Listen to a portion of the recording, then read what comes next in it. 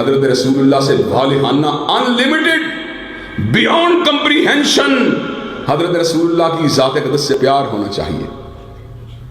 باپ کا پیار، بیٹے کا پیار جائز ہے، بیوی کا پیار جائز ہے.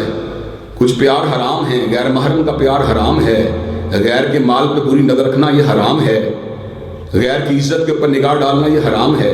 لیکن باپ کا پیار تو حلال ہے، ماں کا پیار تو حلال ہے، بیوی بیٹے کا پیار تو حلال ہے، اہلیہ کا پیار تو حلال ہے، کاروبار کا پیار تو حلال ہے، گھر بار کا پیار تو حلال ہے. لیکن حضرات گرامی قدر ایکسچینج وہ آتی ہے جہاں پہ حرام محبتیں تو حرام ہیں، حلال محبت بھی حرام ہو جاتی ہے. اور وہ مقام مصطفیٰ ہے جہاں پہ حضور اقدس کے پیار کی بات ہو، پھر بیوی بچوں کا پیار اس سے ایکسیڈ کر جائے، یہ پیار حرام ہے. پھر اس پیار کو حلال نہیں کہا جا سکتا.